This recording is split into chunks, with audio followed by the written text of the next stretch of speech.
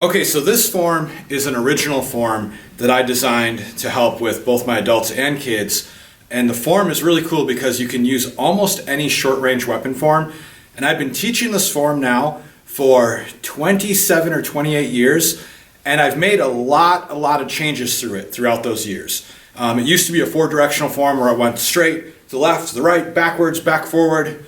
And it was really hard for kids to really grasp that concept sometimes in that form, so I've modified it a little bit. Also, the form originally was extremely fast, and as I got older and slower, I've slowed a lot of it down to make it more of like an internal martial arts form. And so you can kind of do with this what you want. You can make it super fast and powerful. You can slow it down. The form works very well with the size. It works very well with tonfas. It works good with 2 knives or 2 sticks. Almost any short range weapon it's going to work for. So I'm going to do just the forward position first. And so we'll just hit this to begin. So I start here like this. And my hands come forward in what I'm going to call like a prayer position. My right hand comes over the top. I step into like a horse stance and I do an elbow strike as I pull back with my right hand. I shift my stance and I bring my right hand palm down as my left hand goes out. Now I'm going to step forward into like a horse stance. And my fist is going to come toward my hand and I'm going to do an elbow strike. Now from here, I'm going to shift again into a back fist, pull. I'm going to apply 3 punches. 1, 2, 3. Now I'm just going to do a basic front kick, but to make this form look cool, we've done jumping kicks, we've done jumping hook kicks, all kinds of crazy things right now. I'm going to keep it simple and just do a front kick, and then I come back. And if I'm doing it empty-handed, I usually just bring my hands here. But if I'm doing it with a weapon, I usually bring the weapons here and present them and bow. Because I'm doing it empty-handed now, I'll just come like this. So again, first I'm going to inhale, exhale. Inhale, exhale. And those are quick breaths. Kick and come back. So this is really simple. Okay, here.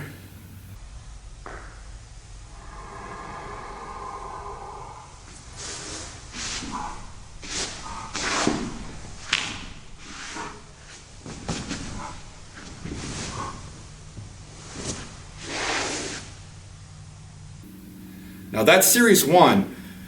Right now in my kids class, we're going over series 1 and I'm allowing them to use either sais, tonfas, or sticks or just the empty hands. A lot of kids are choosing sais or tonfas. And there is another section to it which we're going to do in the next video. But what I want to do right now is show you some of the applications to the form and show you how it looks when I do the form with one of my favorite weapons, the sais.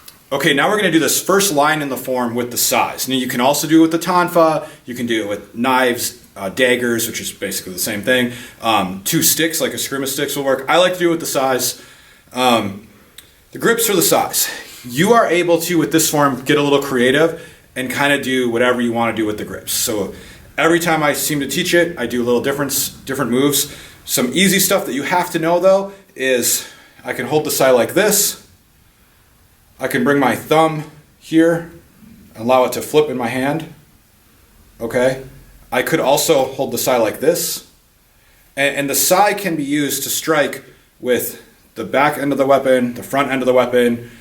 These here are hooks where I can use it to block. Okay. So it's important to know if I'm doing like some kind of karate type block and I'm using the sais, it's going to be devastating to my opponent. This is a weapon where I really feel you can kind of think it as just an extension of your body. I think I mentioned that in the sword, that a sword is just an extension of your body. But with the sais or a tonfa or sticks, it really is an extension of your body because you have one in each hand. I mean, you could almost just box with the sais, right? So as we're going through this form, you can kind of change up how you decide to do the flips and stuff with the sais. Okay, here we go. Let's do it.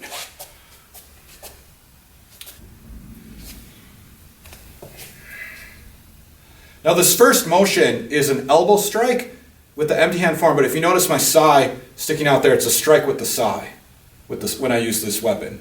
Turn and strike. Downward strike is, again, it's an elbow strike, but I'm using the tip of the sais. I twist and strike this time now. I'm gonna go 1, 2, 3. And a lot of times when we do that, we alternate. 1, 2, 3. I think that looks awesome if you wanna do that. I make the kick, bring the size up and around. In this video course, we're gonna do line 1 and 2, going forward and backwards. And today, just starting with line 1.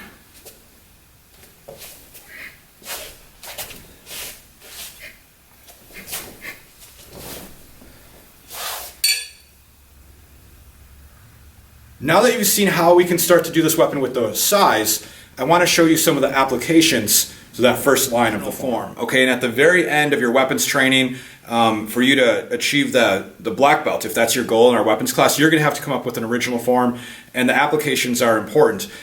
Now, you have to kind of think back of where I was in my life when I came up with this form. So this is going on, I don't know how long ago, 25 to 30 years ago, and I've been teaching it ever since then. And at that time, it was kind of before I had started Brazilian Jiu-Jitsu, or I'd kind of just started Brazilian Jiu-Jitsu, and I was training full-time in Hung Gar, Shaolin, and Wing Chun Kung Fu.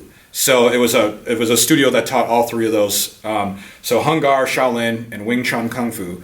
And I was also doing a lot of Japanese Jiu-Jitsu. And so I wanted to come up with a form that kind of blended a lot of those ideas together, and also a form where I could use weapons with it. And so that's what we have right here. Now I'm just gonna show you the very basics of this. So I'll show you the very specific applications. But when I put this together, I actually put it together as a way to remember like an entire series of Kung Fu hand movements. And so there's tons, I would probably say 100 different hand movements that are hidden in this form.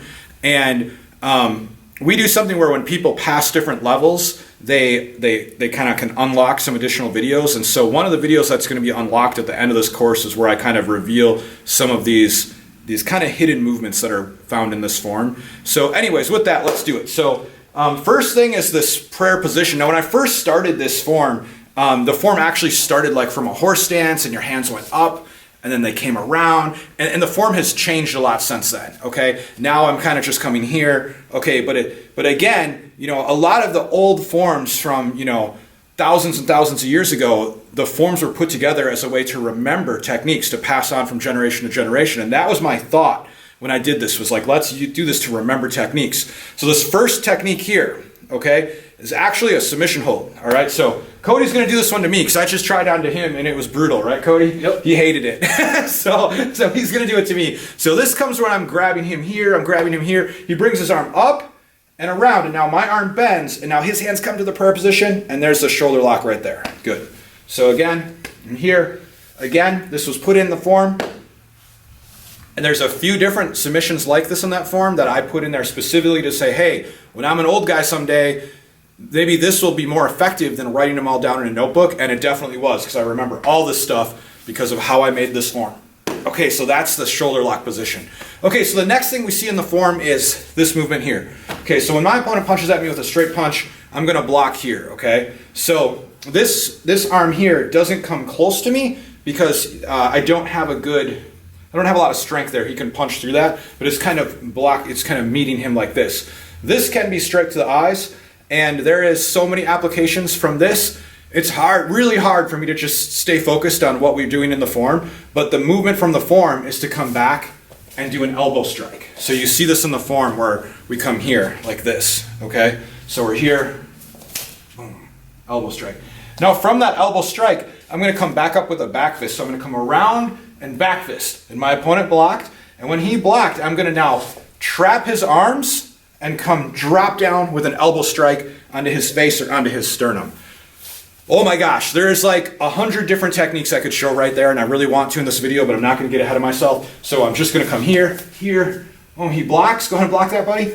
Okay, and then that's okay, I come here, I trap this arm, and then elbow strike. Let's hit it from this angle.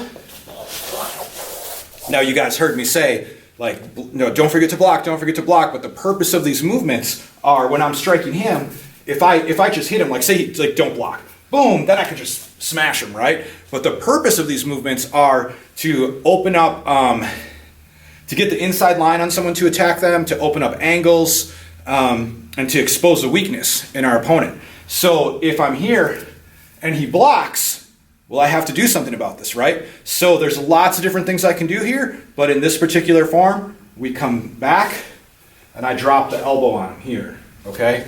Now you also see in the form ending with this thing where it doesn't look like a lot's going on, where all we're doing is we're doing like 3 punches and then we kick and then we call it a day, right?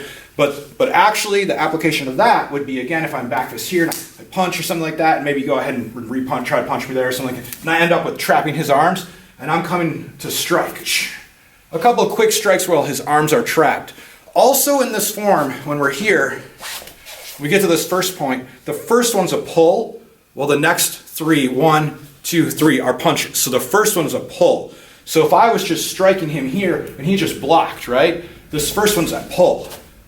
And now I'm coming with my strikes. All right, so those are some of the applications, just a little tiny taste of the applications in that first line of the psi form or the third heaven empty hand form.